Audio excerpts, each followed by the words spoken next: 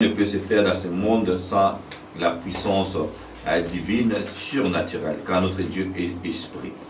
Oui, nous lui rendons grâce et nous le remercions pour tout ce qu'il est en train de faire pour nous. Nous sommes en vie, nous sommes en bonne santé, nous respirons, c'est ça la vie. Celui qui respire, celui qui a les ambitions, celui qui a les projets, celui qui réfléchit encore, c'est celui-là qui est en vie. Alléluia. Voilà.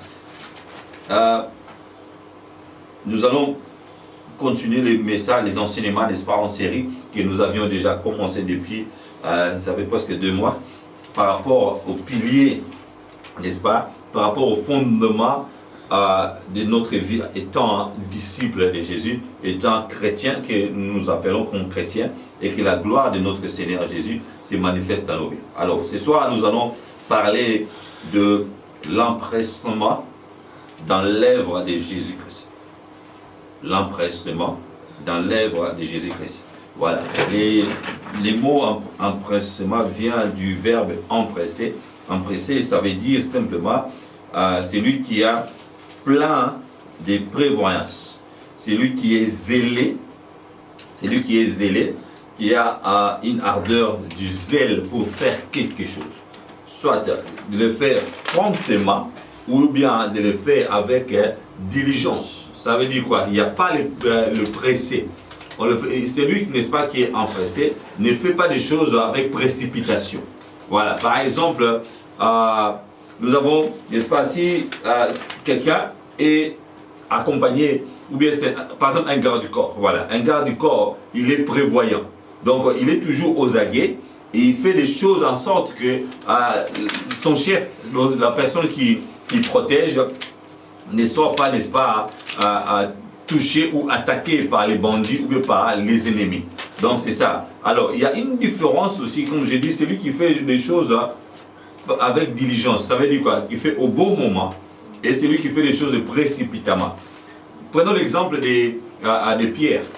Pierre avec Jésus-Christ, lorsqu'on est venu pour arrêter le Seigneur Jésus, qu'est-ce qui s'est passé? Il a pris son épée, il a voulu quoi? Couper l'oreille à qui? Malchus, voilà. Et qu'est-ce que le Seigneur Jésus a fait? Il a pris cette oreille, il l'a repris, n'est-ce pas? Il l'a remis plutôt sur la tête de Malchus. Pourquoi il a fait ça? Il a dit, c'est pas le moment. Il ne fallait pas le faire. Parce que si je suis, moi-même je suis une armée. Parce qu'on m'appelle qui? L'Éternel des armées. Je suis aussi le chef de l'armée de l'Éternel, comme ça a été écrit dans le livre de Josué. Voilà. Et l'autre empressement, c'est lorsque, comme je dis, un garde du corps, par exemple, prenons l'exemple de garde du corps, il est prévoyant. Lorsque son chef ou bien la personne qui garde, peut-être ne connaît rien, mais lui, il voit, il regarde. Je me rappelle encore une émission que j'ai suivie à un d'anciens gardes du corps de l'ex-président Mobutu. Il avait dit un garde du corps, un agent de sécurité fait tourner sa tête 360 degrés par minute, ou bien à tout moment. Parce qu'il faut veiller à l'environnement, n'est-ce pas? Il faut être aussi prévoyant, n'est-ce pas? De ne pas être surpris par l'ennemi, mais il faut prévenir plus. Voilà, on remarque même dans les films, ou bien dans les faits réels aussi, lorsqu'on a tenté de tuer ou bien d'abattre, d'attaquer un président ou bien quelqu'un de dignitaire, les gardes du corps, il faut qu'ils soient prévoyants. Même s'ils pouvaient être surpris par un tir à bout portant, mais ils font tout, ou bien ils font tout pour protéger, n'est-ce pas, la personne qui protège. Voilà. Et nous, ce n'est pas vraiment dans cet angle, dans cet aspect, c'est par rapport à l'aspect du zèle, d'avoir le courage, d'avoir un cœur, n'est-ce pas, qui pense tout le temps. Et surtout, c'est lié aussi par rapport aux disciples. Là. Donc, c'est lui qui est empressé de faire quelque chose, donc il est diligent, il fait des choses au bon moment, et il est aussi quelqu'un, n'est-ce pas, qui est prévoyant. Voilà. Et la puissance de cet empressement, c'est aussi ce qui anime, n'est-ce pas, les disciples de Jésus-Christ à tout moment. Que tu dormes, que tu sois réveillé, que tu sois en éveil, et à tout moment, tu penses, tu réfléchis toujours à faire des choses, n'est-ce pas, avec empressement. Voilà. Et tu vois, il y a les caractéristiques de l'empressement. On voit, n'est-ce pas, la prière à tout moment. On voit la lecture biblique. On voit la méditation. Donc c'est ça, c'est ce qui est important. Et surtout par rapport à la mission à laquelle le Seigneur te confie. Et il a aussi, n'est-ce pas, un cœur dur, un cœur, ce qu'on appelle en hébreu, un cœur kun, un cœur, n'est-ce pas, qui ne s'embarrasse pas des choses du monde, comme Paul a dit, n'est-ce pas, c'est lui qui est un soldat, un disciple, c'est comme un soldat. Donc il ne s'embarrasse pas aux choses du monde et il se confie simplement à la mission, n'est-ce pas, de celui qui l'a enrôlé. Et c'est comme ça aussi avec nous. Alors, par rapport à cet empressement, il dit empressement dans quel domaine? Dans l'œuvre de Jésus-Christ. Oh, l'œuvre de Jésus-Christ, c'est l'œuvre de Dieu. L'œuvre de Dieu, c'est quoi? C'est proclamer la bonne nouvelle, n'est-ce pas, au peuple de Dieu. Et s'il y a les ennemis, l'ennemi, n'est-ce pas, de l'œuvre de Dieu, c'est le diable, c'est le Satan. Donc c'est lui qui vient pour d'abord empêcher les gens, n'est-ce pas, le peuple de Dieu, de vivre la gloire de Dieu. Et il attaque aussi à tout moment. Et il essaye, s'il attaque, s'il prend possession, n'est-ce pas, d'un territoire, à l'occurrence d'un corps humain, il fait quoi? Il possède. Voilà, quand il possède les corps, qu'est-ce qu'il faut faire? Il faut faire la délivrance. Alors s'il vient, il attaque, qu'est-ce qu'il faut faire? Il faut les chasser. Il faut... Alors la meilleure défense, c'est quoi? C'est de l'attaque. Oh, nous, notre attaque, c'est quoi? C'est revêtir les armes divines. Donc, Éphésiens chapitre 6, nous les connaissons. Donc, il faut revêtir les armes de Dieu. Et entre autres, la puissance, n'est-ce pas, de la parole d'abord. Avoir la foi, comme les boucliers, n'est-ce pas? Et aussi continuer, n'est-ce pas, à avoir la vérité de la parole, la doctrine des Christ. Aujourd'hui, nous avons beaucoup plus besoin, n'est-ce pas, de s'écarter de la doctrine des Christ. Les gens ont envie d'écouter les belles prédications, n'est-ce pas, d'écouter la philosophie. Moi, j'appelle ça la philosophie de la prédication. Or, nous, on n'a pas besoin de la philosophie de la prédication, mais on a besoin de la folie de la prédication. Alléluia. Donc, nous avons besoin de la folie de la prédication, comme Paul a dit dans le livre de 1 Corinthiens, chapitre 1, verset 21. Donc, c'est cette folie qui fait quoi? Qui sauve les croyants. Alors, si tu as ça à l'idée, c'est ça l'œuvre de Dieu. Donc, c'est sacrifier, non selon, n'est-ce pas, comment dire, de faire comme Jésus, parce que Jésus s'est déjà sacrifié une fois pour toutes. C'est pourquoi nous avons cette grâce, je n'arrête de le répéter.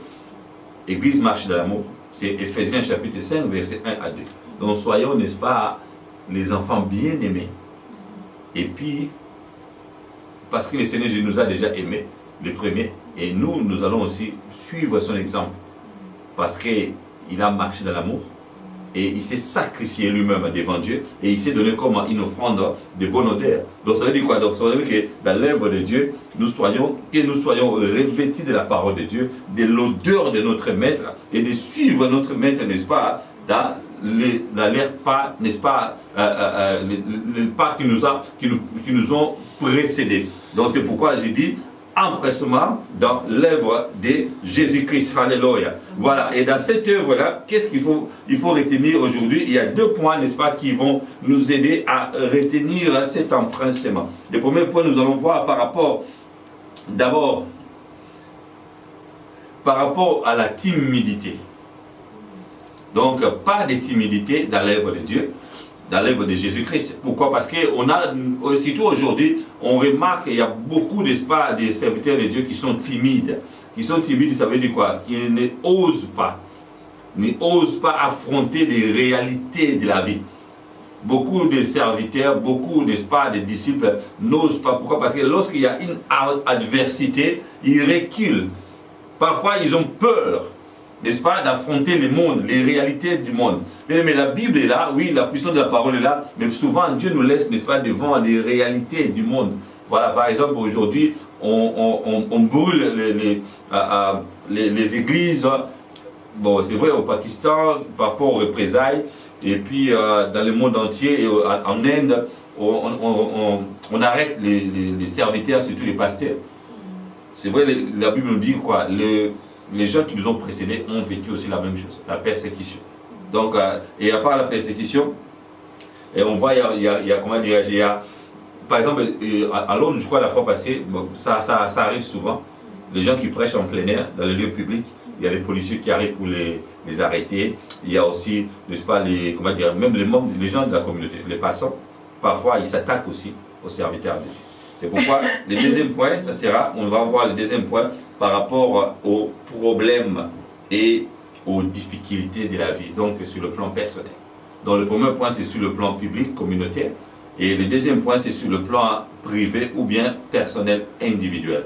Pourquoi? Parce que d'abord, on va regarder par rapport à notre santé, l'état de santé. Aujourd'hui, qu'on veuille ou pas, il y a beaucoup de gens qui donnent toujours des raisons.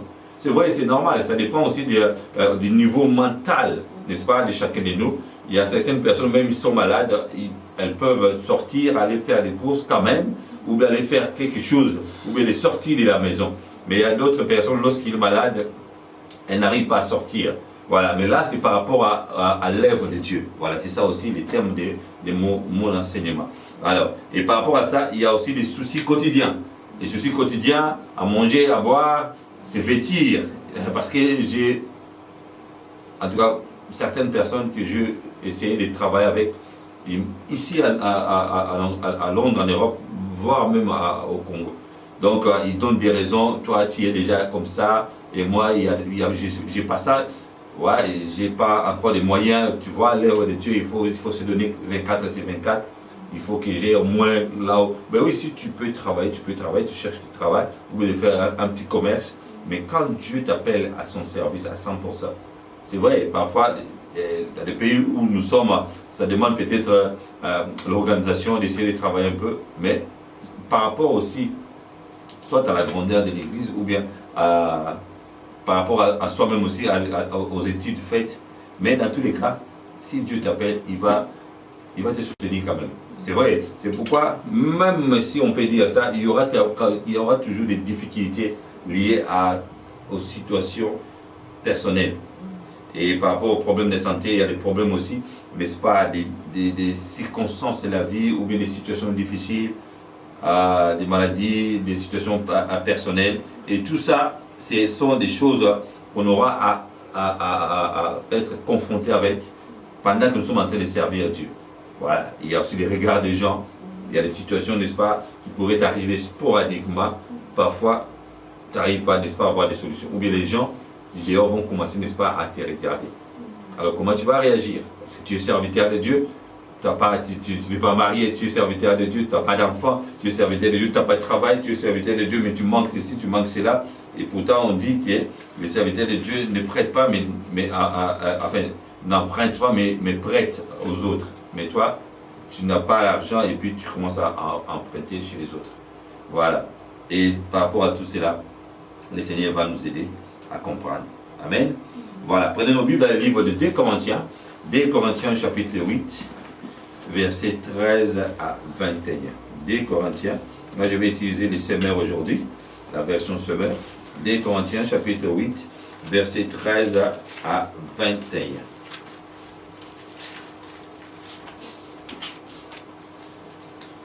2 Corinthiens chapitre 8, verset 13 à 21. La Bible déclare: il n'est pas question de vous réduire vous-même à l'extrémité pour que d'autres soient soulagés. Il s'agit simplement de suivre les principes de l'égalité. Dans la circonstance présente, par votre superflu, vous pouvez venir en aide à ceux qui sont dans les besoins. Aussi, par leur superflu, ils pourront un jour obtenir à vos besoins. Ainsi s'établit l'égalité, suivant cette parole de l'Écriture, qui dit: celui qui avait ramassé beaucoup de manne n'en avait pas de trop, et celui qui en avait ramassé peu ne manquait pas de rien. Je remercie Dieu d'avoir inspiré à Tite autant d'empressement pour vous que j'en ai moi-même. Non seulement il a accepté ma proposition de se rendre chez vous, mais il avait déjà décidé avec un très grand empressement de se rendre lui-même chez vous.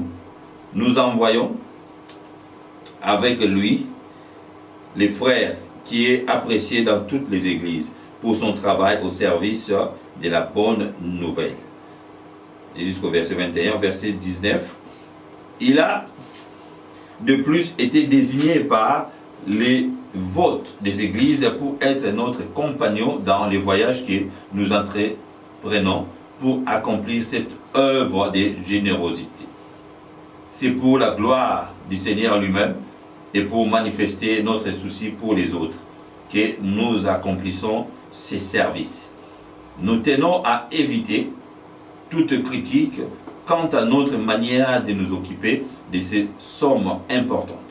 En effet, nous avons à cœur d'avoir une conduite irréprochable, non seulement devant le Seigneur, mais aussi devant les hommes.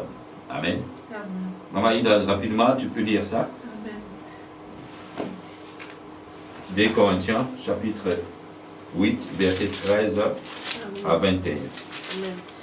Je lis au nom de Jésus. Amen. Car il s'agit non de vous exposer à la détresse pour soulager les autres, Ouais. mais de suivre une règle d'égalité. Dans la circonstance présente, Yeah. votre superflu pourvoira à leurs besoins, afin que leur superflu pourvoie pareillement au vôtre, en sorte qu'il y ait égalité. Yes. Selon qu'il est écrit, celui qui avait ramassé beaucoup n'avait rien de trop, et Wow. celui qui avait ramassé peu n'en manquait pas.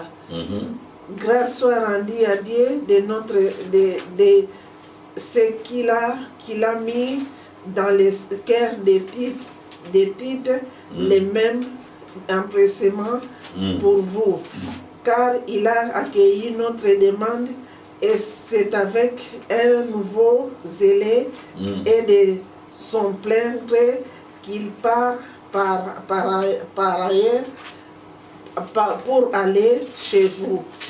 Nous envoyons avec lui des frères dont la louange en ce qui concerne l'évangile est répandue dans toutes les églises, Ouais. et qui de plus a été choisi par les églises pour être notre compagnon de voyage dans Oui. cette œuvre de bienfaisance que nous accomplissons à la gloire du Seigneur, même en témoignage de notre bonne volonté. Yeah. Nous agissons ainsi afin que personne ne nous blâme au sujet de cette abondante collection, Ouais. à laquelle nous donnons nos soins. Yeah. Car nous recherchons ce qui est bien, non seulement devant le Seigneur, mais aussi devant les hommes. Amen. Amen. Voilà, donc c'est un principe que nous allons faire dans l'œuvre de Dieu, d'abord pour Dieu et aussi devant les hommes. Voilà, donc c'est lui qui a un empressement, n'est-ce pas, de faire quelque chose, et c'est lui qui prend aussi, qui est d'abord courageux en permanence, et aussi, c'est lui qui prend, il a aussi l'esprit d'initiative. Il prend plutôt l'initiative rapidement, et aussi réfléchir par rapport, n'est-ce pas, à la personne qui garde. Et nous, c'est par rapport à notre Seigneur. Donc, nous avons cet esprit de disciple-là, de suivre le Seigneur à la lettre, à 100%. Comme les gens, n'est-ce pas, qui suivaient les philosophes auparavant. Alors, ce texte est d'abord par rapport au cadeau, n'est-ce pas, par rapport à la récolte qui a été récoltée, qui a été, n'est-ce pas, cotisée pour aider les autres personnes, les autres frères dans l'église, dans l'œuvre de Dieu. Alors maintenant, ce que je veux que nous comprenions aujourd'hui, et par rapport à ces textes, comme Paul, n'est-ce pas, il s'adressait aux Corinthiens, et à l'époque, il disait quoi, par rapport à quoi? Par rapport à ce que les gens pouvaient avoir dans l'idée. Voilà. Donc, ce n'est pas quelque chose qu'on doit forcer quelqu'un dans l'église. C'est quelque chose qui vient de soi-même. Il a dit, n'est-ce pas, Tite, il avait déjà cet empressement. Donc, dans l'œuvre de Dieu, il n'y a pas de concurrence. Dans l'œuvre de Dieu, il n'y a pas, n'est-ce pas, de se faire voir. C'est pourquoi, n'est-ce pas, j'ai choisi la version le semeur pour nous rappeler d'abord, il n'est pas question de vous réduire vous-même à l'extrémité pour que d'autres soient soulagés. Donc il s'agit simplement de suivre les principes de l'égalité. Donc il ne faut pas faire des choses pour montrer aux autres que je suis en train de le faire. Donc l'autre aussi peut le faire. Donc ne dis pas, n'est-ce pas, tu te mets, n'est-ce pas, tu te bats la poitrine pour montrer. Comme on dit en anglais, n'est-ce pas, to boost yourself. Non. Il ne faut pas, n'est-ce pas, se tuer pour aider les autres. Non. C'est par rapport à ces principes d'égalité. Donc, on est égal dans l'œuvre de Dieu. Il n'y a personne qui peut faire beaucoup par rapport aux autres. C'est vrai, les serviteurs, les prédicateurs, ils sont mis à part pour prêcher. Parce que le Seigneur lui-même a dit, ce sont les gens qui vont gagner double honneur. Mais dans les principes d'égalité, nous sommes tous égaux devant le Seigneur. Dans l'œuvre de Dieu, que ce soit pasteur, prédicateur, les membres, parce qu'ici, il n'y a pas de membres. Tu peux prêcher tout seul, oui, mais tu n'es pas appelé pour faire le travail tout seul. Donc, on est là, c'est dans le corps. C'est pourquoi on dit, le cœur ne peut pas dire, moi, c'est le cœur. Si je ne suis pas là, le corps est mort. N'est-ce pas? Donc, la main aussi, n'est-ce pas, a besoin de dire aussi que non, c'est moi qui ai la main droite, c'est moi qui ai la force de ton corps. Et la main gauche, qu'est-ce que ça va dire? C'est le corps. Donc, même le petit orteil, il a aussi, n'est-ce pas, son importance dans les corps.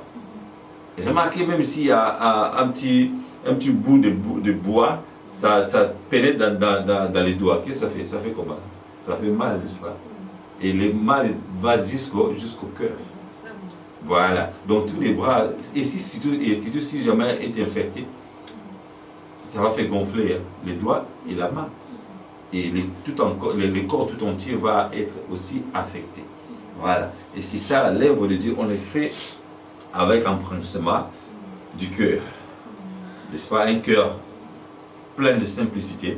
Un cœur, n'est-ce pas, calme. On le fait. On prend des initiatives et puis on le fait.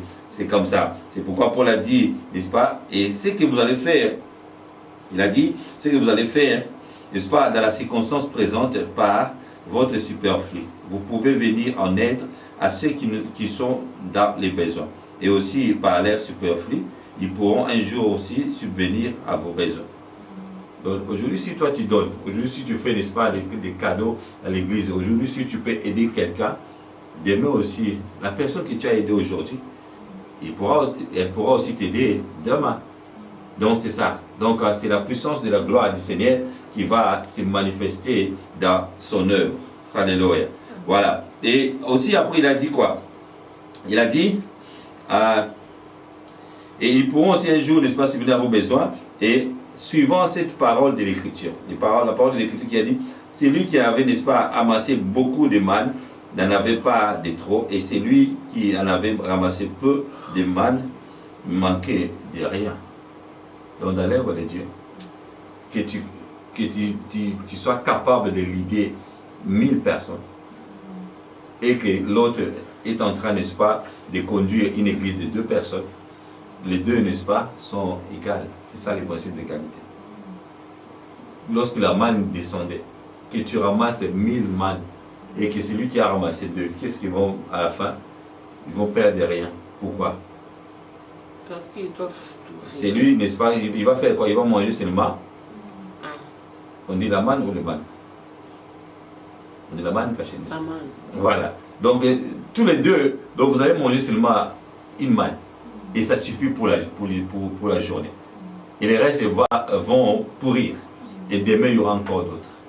Donc, il suffit de ramasser seulement un. Donc, c'est une façon métaphorique que nous allons comprendre, n'est-ce pas, dans l'œuvre de Dieu aussi. Le Seigneur a dit quoi? A dit, c'est lui qui a commencé, c'est lui qu'on doit choisir le matin et l'après-midi, voire même le soir. À la fin, qu'est-ce qu'ils vont gagner? Le même salaire. Donc il n'y a pas lieu, n'est-ce pas? Ce n'est pas l'empressement d'être pressé. Ce n'est pas, n'est-ce pas, de se faire, n'est-ce pas, de presser ou de vouloir avoir beaucoup de choses. Donc l'œuvre de Dieu, c'est par rapport à la mission à laquelle le Seigneur t'a confié. Et c'est comme ça que tu vas être à l'aise Aujourd'hui, les gens, n'est-ce pas, cherchent. Moi, j'ai fait convertir autant de personnes. Est-ce que c'est toi qui convertis déjà? Non, c'est le Saint-Esprit. Si tu fais l'œuvre de Dieu, si tu vas là où, n'est-ce pas, qu'il y a des gens qui viennent à l'église et que tu encadres beaucoup de gens, gloire à Dieu. Si là où le Seigneur te met, te donne, n'est-ce pas, l'opportunité de travailler et que tu encadres une ou deux personnes, gloire à Dieu. Alors dans ton cœur, tu es à l'aise. Il ne faut pas chercher. Nous ne sommes pas des vendeurs. Nous ne sommes pas des commerciaux. Voilà. Donc nous sommes en train de faire l'œuvre que le Seigneur nous confie. Chacun selon, n'est-ce pas, la mesure de l'onction, de la portion, n'est-ce pas, que le Seigneur t'a choisi. Si le Seigneur a dit que ton estomac est capable de manger ou bien de supporter autant de calories, mais le temps, n'est-ce pas, de boucher de nourriture, ça suffit pour toi. Donc on peut, n'est-ce pas, mettre la nourriture devant nous, mais tout le monde ne va pas manger la même quantité. Donc c'est ça. Alors dans l'œuvre de Dieu aussi, pour être à l'aise, parce que ce sont des choses très profondes. C'est ça, ce que j'ai dit, c'est par rapport au fondement dans l'œuvre de Dieu. C'est lui, n'est-ce pas, qui n'arrive pas à comprendre ces genres de messages. Il aura toujours des problèmes. Parce que c'est vrai, les serviteurs, on a envie d'avoir, n'est-ce pas, de conduire une grande église. Tout le monde aspire à ça. Mais on remarque qu'à la fin, ce n'est pas tout le monde qui est capable, n'est-ce pas, de conduire des grandes églises. Ça ne veut pas dire que les gens qui conduisent des petites églises sont à moins par rapport à d'autres serviteurs. Donc c'est comme ça. Et si tu as ça à l'idée, et tu vas progresser et tu vas avancer. Et c'est pourquoi, n'est-ce pas, c'est tellement important d'avoir des messages, des enseignements. Comme on dit, n'est-ce pas, l'église grandit avec des enseignements. Parce que les gens, n'est-ce pas, il faut qu'ils posent les fondements, ils posent les piliers, leurs pieds soient vraiment ancrés dans les rocs. Dans les rocs, ce sont les paroles de Jésus-Christ, les paroles de Dieu qui sont solides dans leur mémoire. Alors je remercie Dieu d'avoir inspiré Tite autant d'empressement pour vous que j'en ai moi-même. Voilà. Donc que tu sois, n'est-ce pas, un leader comme Paul, et il y a des gens, n'est-ce pas, qui l'accompagnaient comme Tite et Timothée, ils étaient toujours là avec le même empressement. Donc les conducteurs, les leaders, les pasteurs, les responsables de l'église, ce ne sont pas les gens qui doivent avoir cet empressement dans l'église. Il faut que tout le monde aussi ait dans le cœur de travailler ensemble, de chercher, n'est-ce pas, dans l'église, qu'est-ce qui manque dans l'église, qu'est-ce qu'il faut faire dans l'église. C'est comme ça, Dieu te bénit pour accompagner son œuvre. Le Seigneur Jésus est là, lui-même, il est en train d'intercéder pour toi jour et nuit. Alléluia. Donc lui, il est le chef, il est le roi, le chef de l'église, mais il est en train d'intercéder. Pourquoi? Parce que l'ennemi est en face de nous. L'ennemi cherche par tous les moyens pour détruire l'œuvre de Dieu. Là, déjà, il ne va pas arriver. Mais il cherche à dévorer maintenant les enfants de Dieu, les disciples de Dieu, le peuple de Dieu. Tout le monde est vulnérable. Tout le monde peut, n'est-ce pas, être attrapé par les diables. Mais si le Seigneur n'intervient pas, donc tu vas être dans la perdition. On a vu, n'est-ce pas, des vivants du Seigneur Jésus. Pierre, le diable a voulu écraser, écrabouiller, n'est-ce pas, écraser la vie de Pierre. Le Seigneur Jésus était là, n'est-ce pas, pour prier pour lui. Et il a prié, il a dit, toi aussi tu vas être affermi. Et lorsque tu seras affermi, tu vas aussi affermir les autres. C'est de la même façon qu'il a dit ici Paul. Donc le même empressement, il va être transmis à d'autres personnes. Et c'est comme ça que nous allons avancer. Donc on dit quoi, que les forts supportent les faibles. Donc dans l'église, tout le monde ne peut pas être dans la même diapason ou bien dans la même dimension. La puissance de Dieu se manifeste, se répand. La grâce de Dieu se répand sur tout le monde. Mais chacun, n'est-ce pas, selon ce que Dieu a mis en lui, va être, n'est-ce pas, supporté différemment. Alors, nous vous envoyons, n'est-ce pas, lui, les frères, n'est-ce pas, qui est apprécié dans toutes les églises pour son travail au service de la bonne nouvelle. Et dans l'œuvre de Dieu, il y a aussi d'autres personnes qui sont, comme on dit génériquement, les héros dans l'ombre. On n'a pas cité le nom, on a cité le nom de Tite, mais on n'a pas cité le nom de cette personne-là. Et ces personnes-là, ce sont des gens qui sont dans l'église, parfois, ils font des grandes choses, ils font des choses, des activités, ils rendent des services, mais ils ne sont pas cités, ou bien ils ne sont même pas, n'est-ce pas, parmi soit les diacres, ou bien les membres des comités de l'Église. Mais ils sont les membres de l'Église. C'est pourquoi j'ai dit, l'Église, c'est les corps, que ce soit l'Église locale, que ce soit l'Église universelle. Donc nous sommes tous les membres qui sont en train, n'est-ce pas, de vivre dans le même corps. Nous servons les dieux de gloire, les seigneurs Jésus. Et c'est comme ça qu'il voilà. Tout ça pourquoi? Pour la gloire du Seigneur et que ça soit manifesté les soucis pour les autres et que nous accomplissions ces services. Nous sommes tous, n'est-ce pas, dans les services de Dieu. Le Seigneur Jésus lui-même l'a dit, je suis venu pour servir et non pour être servi. Donc un disciple, un serviteur de Dieu n'a pas besoin, n'est-ce pas, qu'on lui sert à tout moment. Donc c'est quelqu'un qui est toujours prêt à servir. C'est quelqu'un, n'est-ce pas, qui est toujours prêt à prendre l'initiative pour faire quelque chose dans la communauté ecclésiastique ou bien dans la communauté des gens. Ils ne sont pas obligatoirement parmi les chrétiens, mais par rapport à cet humanisme, par rapport aux valeurs chrétiennes, c'est l'amour, le pardon, la miséricorde, n'est-ce pas, ce sont des choses que nous devrions avoir à l'esprit, n'est-ce pas, le ministère de la réconciliation. C'est comme ça que l'homme de Dieu, le serviteur de Dieu va avoir dans l'esprit d'empressement, n'est-ce pas, dans l'œuvre du Seigneur Jésus-Christ. Le Seigneur Jésus, c'est lui-même qui est au-dessus de tout, c'est lui-même qui est la tête de l'Église. Et il voit tout, il comprend tout. Donc si tu le fais, fais-le encore. Si tu n'as pas encore fait, bien aimé, toi qui me suis, il faut avoir, n'est-ce pas, cet empressement dans l'œuvre de Dieu pour conduire, n'est-ce pas, ton ministère, pour conduire l'œuvre à laquelle le Seigneur t'a confié. Alléluia.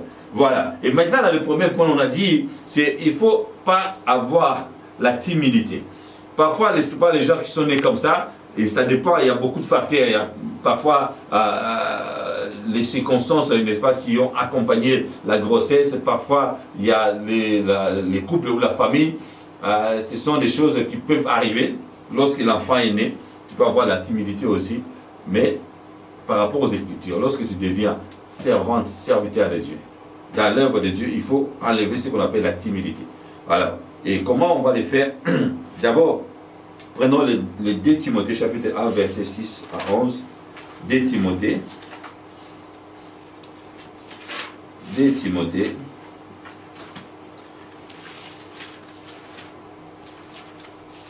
Timothée chapitre 6 verset 11. 2 Timothée chapitre 6 verset 11. 2 Timothée chapitre 6 verset 11. Paul a dit,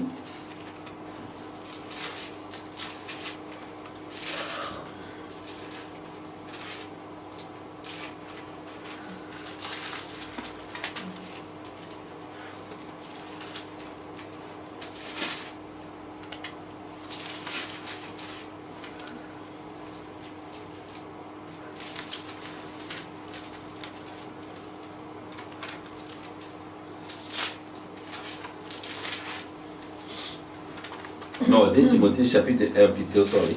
2 Timothée chapitre 1 verset 6, voilà. 2 Timothée chapitre 1 verset 6. 2 Timothée chapitre 1 verset 6. Elle dit, c'est pourquoi, 2 Timothée chapitre 1 verset 6.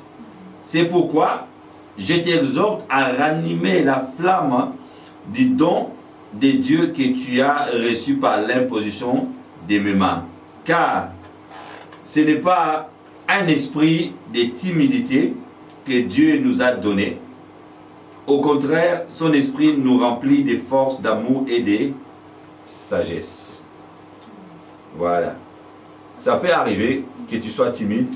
Hein, n'est-ce pas, que tu n'aies pas le courage d'affronter l'audience, le public, les gens, n'est-ce pas, devant dans une salle ou bien dans la communauté. Mais l'esprit que Dieu a mis en toi, c'est l'esprit du courage, la force. L'amour, c'est un esprit de pouvoir. Celui qui a l'amour de Dieu, n'est-ce pas, a le pouvoir d'affronter n'importe quelle situation. Parce que la timidité vient, n'est-ce pas, du diable. Le diable, et si on remarque dans la Bible, beaucoup de personnages bibliques, qu'est-ce que Dieu leur disait? Prends courage. Donc, en d'autres termes, ne sois pas timide, sois courageux. N'ayez pas peur, n'est-ce pas, d'affronter des situations difficiles, d'affronter le diable, d'affronter les démons, d'affronter la communauté. N'est-ce pas, les gens, n'est-ce pas, dans l'entourage, souvent, ils cherchent à nous décourager. Ils cherchent à nous faire peur. Que, oh, toi, tu sauras, dans l'œuvre que tu as, dans l'œuvre de Dieu, dans l'église de Dieu, les gens ils sont en train de badiner, les gens sont en train de jouer avec l'œuvre de Dieu. Mais non, ce n'est pas nous qui avions voulu travailler dans l'œuvre de Dieu, ce n'est pas nous qui avons, n'est-ce pas, choisi de servir Dieu. C'est Dieu qui nous a choisis. Donc si Dieu t'a choisi, donc il faut s'attendre à ça. Mais il faut mettre dans ta tête, comme on dit en anglais, dans ton mindset, in your mindset, tu dois formater, voilà, dans cet esprit de puissance, d'amour et de sagesse. Donc il faut savoir, comme Pierre a dit, pour faire l'apologétique, ce n'est pas de s'excuser d'être serviteur de Dieu, mais il faut expliquer les gens avec respect et douceur par rapport à la parole de Dieu, par rapport à la parole que Dieu a mis en toi, par rapport à l'onction que Dieu a mis en toi, parce que Dieu t'a choisi, t'a mis à part. Donc il n'y a que des appelés et des élus dans l'œuvre de Dieu. Voilà, il y a beaucoup d'appelés, mais il y a peu d'élus. Si Dieu t'a choisi comme un élu, comme quelqu'un, n'est-ce pas, qui est mis à part pour conduire, n'est-ce pas, les appelés. Donc il faut avoir du courage, parce que les appelés, il y a, parmi eux, il y a des gens qui pourront avoir beaucoup de connaissances, peut-être parce que, peut-être plus que toi, les conducteurs, ça peut arriver. Mais cela ne veut pas dire que tu sois découragé par rapport à ça. Donc, mais Dieu t'a mis, n'est-ce pas, une onction spécifique, une onction, n'est-ce pas, qui pourra te donner le courage, la force d'aller de l'avant. Et par rapport à ça, il y a que la puissance de prière qui va faire enlever, n'est-ce pas, la timidité. Il y a l'onction du Saint-Esprit de Dieu. Il y a le feu du Saint-Esprit de Dieu. Donc quand tu es baptisé par le feu du Saint-Esprit, donc tu n'auras pas, n'est-ce pas, cette timidité. C'est vrai, on comprend parce que Paul a dit ça par rapport à Timothée. Donc Timothée avait peur. On peut imaginer sa timidité, peut-être c'est venu par rapport à comme il était, n'est-ce pas, d'un parent grec. Et il avait la trouille, comme on dit. Il avait peur, n'est-ce pas, devant les Juifs pour les affronter. Voilà. Et c'est comme ça que Paul a encouragé. Il faut avoir du courage, il faut aller de l'avant, il ne faut pas avoir peur de qui que ce soit ou bien de quoi que ce soit. Parce que le Seigneur Jésus est là. Dieu a dit, le Seigneur a dit, je suis avec vous jusqu'à la fin du monde, jusqu'à la fin de toutes les choses. Et il est là et il sera là avec nous jusqu'à l'éternité. Donc il n'y a pas lieu d'avoir peur. Ça peut arriver, c'est pourquoi le texte est là pour t'encourager aujourd'hui. Toi peut-être qui as eu peur ou bien tu as la timidité, mais on prie et j'ai prié pour toi que le Seigneur de gloire t'accorde le courage. Et courage, bien aimé. Il ne faut pas, n'est-ce pas, avoir la timidité, il ne faut pas avoir peur parce que c'est lui qui est à côté de toi, c'est ce qu'on appelle l'invincible roi, le Dieu tout-puissant, le Seigneur des Seigneurs, le Seigneur Jésus. Il est le Dieu du courage, il est le Dieu de toutes les puissances. C'est lui, n'est-ce pas, qui t'accompagne tout au long, n'est-ce pas, de ton ministère et tu dois bannir la crainte. Tu dois bannir la difficulté, la timidité. Il faut enlever, n'est-ce pas, dans ton esprit, les choses qui font peur dans la vie. L'échec des ministères, ou bien d'avoir la maladie, et d'avoir une situation, n'est-ce pas, qui pourra, n'est-ce pas, t'affaiblir. Quel que soit ton statut, quelle que soit, n'est-ce pas, la taille de ton église, ou bien la taille de ta mission, il ne faut jamais avoir peur et aller de l'avant. Voilà, donc le Seigneur de gloire soit loué, on acclame pour le roi de gloire, parce que c'est lui qui t'accompagne, c'est ce qu'on appelle l'invincible roi. Donc il est capable de transformer toute situation qui est mauvaise à une situation, n'est-ce pas, de bonheur, de grâce dans ta vie. Alors le deuxième point, on a vu, n'est-ce pas, de servir, n'est-ce pas, avec courage, n'est-ce pas. Le deuxième point, c'est par rapport aux problèmes, aux situations difficiles que tu pourrais être confronté avec. Le deuxième point, c'est ce que le Seigneur de gloire, il t'accorde les cœurs affermés, ce qu'on appelle kun en hébreu. Donc le cœur affermé qui ne s'étourdit pas par rapport aux mauvaises nouvelles. Donc devant la communauté, devant les gens dans la vie, alors les situations difficiles, les problèmes, des maladies, il ne faut pas avoir peur. Il faut être toujours de l'avant Et c'est pourquoi, toujours dans les livres de Timothée, 2 Timothée chapitre 2, non d'abord à 1 Timothée chapitre 5, 1 Timothée chapitre 5, verset 23. 1 Timothée chapitre 5, 1 Timothée chapitre 5, verset 23 à 25. Tu peux lire ça, maman? 1 Timothée chapitre 5, verset 23 à 25. Amen. Je lis au nom de Jésus. Amen. Ne continue pas. Ne continue pas à ne boire que de l'eau, mais fais usage d'un peu de vin à cause de ton estomac et de tes fréquentes indispositions. Oui. Les péchés de certains hommes sont manifestés même avant qu'on les juge. Sont manifestes, voilà. Se manifestent, voilà, même avant qu'on les juge. Oui. Tandis que chez d'autres, ils ne sont découverts que dans la suite. De même, les bonnes œuvres sont manifestes à celles qui ne les sont pas, ne peuvent rester cachées. Oui. Jusqu'à 23, voilà. Ah, alors, et les points, j'ai soutenu ça exprès parce que parfois, bon, ça n'est pas de personnes, ça n'est pas de l'inspiration ou de l'interprétation. Ça, c'était un cas spécifique à Timothée. Voilà. Et aujourd'hui, bon, tant bien que mal, chacun essaie, n'est-ce pas, d'interpréter à sa façon. C'est pourquoi c'est important d'essayer d'interpréter la Bible par rapport au contexte, par rapport, n'est-ce pas, à l'histoire, au contexte historique ou bien géographique. Et là, c'était c'est quelque chose qui était individuel par rapport à Timothée. Et à l'époque, c'était soit le vin ou de l'huile qui pouvait, soit par rapport à une maladie, utiliser ça, soit utiliser par rapport, n'est-ce pas, à la puissance des miracles de Jésus-Christ ou de Dieu. Voilà. Donc là, c'était spécifique à Timothée. Et le Seigneur a dit dans le livre d'Éphésiens, ne soyez pas, s'enivrez pas de quoi? De vin, mais soyez remplis du Saint-Esprit de Dieu. Et c'est pourquoi à la fin, il a dit quoi? Il a dit, par rapport à ça, il y a quoi? Il y a la puissance du Saint-Esprit de Dieu qui est capable de révéler les choses cachées. Alors, donc, à d'autres personnes, c'est normal, on peut les soigner normalement. Et le vin là, ça symbolise aussi, n'est-ce pas, comment dire, soit la gaieté ou bien la joie, ou bien les traitements normaux.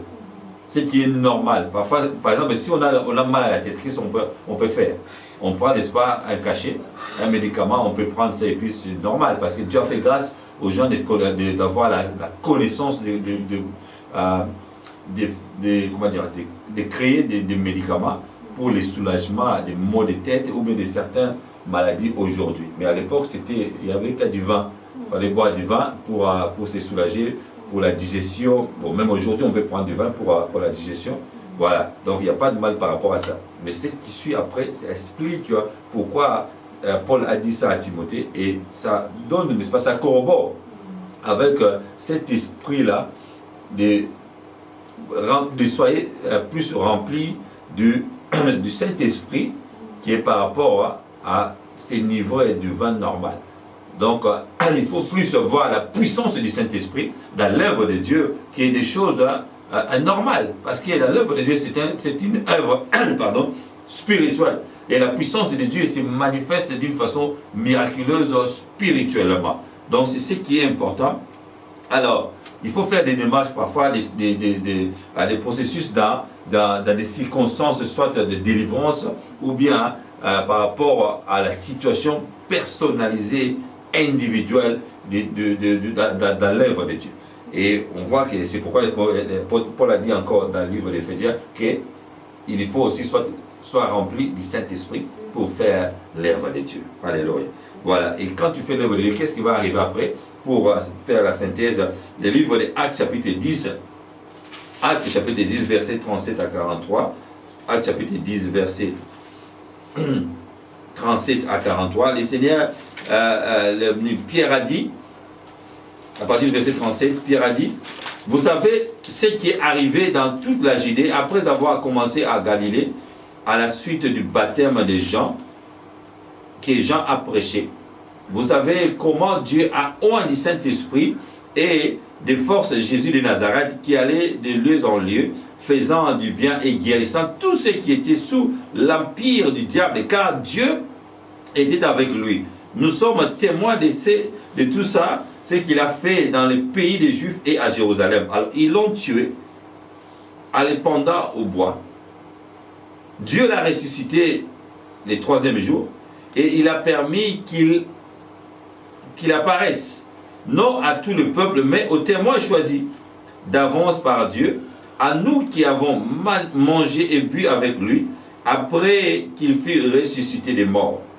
Et Jésus nous a ordonné de prêcher au peuple et d'attester que c'est lui qui a été établi par Dieu, juge des vivants et des morts. Alors tous les prophètes rendent de lui les témoignages que quiconque croit en lui reçoit par son nom le pardon des péchés. Alléluia. Voilà. Au verset 43, tous les prophètes rendent de lui les témoignages que quiconque croit en lui reçoit par son nom le pardon des péchés. Alors le Seigneur, Pierre a rappelé d'abord aux gens que vous savez que le Seigneur, c'est le Saint-Esprit qui a rempli le Seigneur Jésus. De l'onction d'aller partout, de faire du bien et de délivrer les gens qui étaient sous l'empire du diable. Alors c'est le même Jésus-là, c'est lui, n'est-ce pas, qui va choisir. Il a témoigné. Donc après la résurrection, nous parlons, n'est-ce pas, de la Pâque. La puissance du Seigneur Jésus-Christ s'est manifestée après, n'est-ce pas, après avoir sacrifié les sangs, après avoir répandu, n'est-ce pas, la puissance des sangs de Dieu, et la rédemption s'est manifestée. Pardon, et c'est ça ce qui a fait que le Seigneur était rempli de l'onction supérieure. Pourquoi? Pour délivrer les captifs. Il faisait du bien, il servait, n'est-ce pas? Il servait les gens, et au même moment, l'onction était déjà remplie, n'est-ce pas, en lui, et partout où il passait, s'il y a quelqu'un qui est malade, il fait quoi? Il est guéri. Il guérissait, voilà, merci. Et maintenant, associer ou bien faire corroborer avec le livre de Timothée, voilà, c'est quoi? Faire du bien avec du vin, les choses, n'est-ce pas, normales, mais s'il y a des choses surnaturelles, spirituelles, démoniaques, il faut faire quoi? Il faut appliquer la puissance de la parole. Voilà, pour guérir les malades, parce qu'il a dit par les maîtres ici de Jésus, nous sommes guéris. Et remarquons, n'est-ce pas, le Seigneur Jésus, là où il y avait les gens qui avaient faim, il ne priait pas simplement pour que les gens aient à manger. Il faisait quoi? Il leur donnait à manger.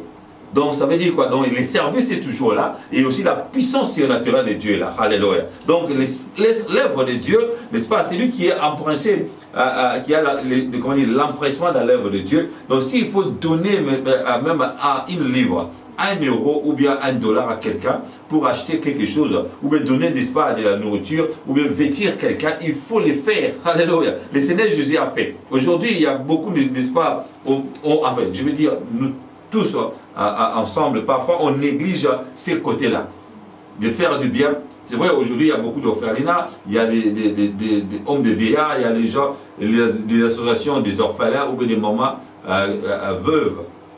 Donc ce sont des choses, soit de fonder ou bien d'aider les gens qui ont déjà bâti cela. C'est tellement important, l'Église, d'essayer d'accompagner le peuple de Dieu qui sont dans les malaises, dans les problèmes, dans les difficultés de tout genre. Même que ce soit dans l'Église ou bien à l'extérieur de l'Église, dans la communauté. Donc cela ne veut pas dire que c'est obligatoirement dans les pays pauvres. Même en Europe, il y a des gens qui souffrent dans les églises, même, n'est-ce pas, dans nos entourages. Alors il faut chercher à les faire. Et quand on les fait, on peut appliquer, n'est-ce pas, ces deux méthodes. D'abord, de donner soit des habits, de la nourriture, et aussi de faire l'œuvre spirituelle, d'imposer les mains sur les malades, et aussi de faire en sorte que la puissance de Dieu se manifeste. Alléluia. Donc c'est comme ça que nous allons conclure. Nous allons conclure dans ces messages, dans le deuxième livre de Timothée, chapitre 4, versets 3 à 5. 2 Timothée, chapitre 4, versets 3 à 5, la Bible déclare: car il viendra un temps où les hommes ne supporteront pas la sainte doctrine, mais ayant la démangeaison d'attendre des choses agréables. Ils se donneront un foule de docteurs selon leurs propres désirs, détourneront l'oreille de la vérité et se tourneront vers les fables. Alors, mais toi, sois sobre. 2 Timothée chapitre 4, versets 3 à 5. Mais toi, sois sobre en toutes choses, supporte les souffrances, fais l'œuvre de l'évangéliste, alors remplis bien ton ministère. Timothée était, n'est-ce pas, un pasteur. Paul l'a encouragé de faire l'œuvre d'un évangéliste. Tu peux être un prophète, tu dois faire aussi l'œuvre d'un évangéliste. Tu peux être un apôtre, un prophète, un pasteur ou un docteur. Fais l'œuvre de l'évangéliste, c'est beaucoup mieux parce que nous sommes tous appelés, n'est-ce pas, de proclamer le royaume de Dieu. C'est ça l'œuvre de Dieu, l'œuvre de Jésus-Christ. C'est l'évangile, d'annoncer la bonne nouvelle, d'annoncer la parole de Dieu. Donc c'est ça le travail, on va le faire tout le temps, à tout moment. Il faut annoncer la bonne nouvelle, annoncer la parole de Jésus. Donc avoir cet empressement, n'est-ce pas, dans les cœurs, d'avoir ce courage-là, d'avoir la prévoyance attentionnée, toujours par rapport à la parole de Dieu. Que ce soit les miracles, bien aimés, les miracles ne précèdent pas la parole. Les miracles suivent la parole. Les miracles accompagnent. Le Seigneur Jésus a dit dans le livre de Marc 16, il dit: voici les miracles qui accompagneront. Donc à tout moment, le Seigneur annonçait d'abord la parole et les miracles accompagnés. Donc aujourd'hui aussi, tu fais du bien, tu fais le service de l'œuvre de Dieu, et c'est comme ça que tu vas essayer. Paul a dit, nous sommes au moment, n'est-ce pas, eschatologique, le moment de la fin. Il y a beaucoup, n'est-ce pas, de gens, c'est malheureux à le dire, c'est biblique aussi. Dans l'œuvre de Dieu, il y a certaines personnes vont essayer de faire quoi? De faire détourner le peuple de Dieu. Les gens aujourd'hui, n'est-ce pas, ils sont contre la dîme. Les gens aujourd'hui sont contre même les offrandes.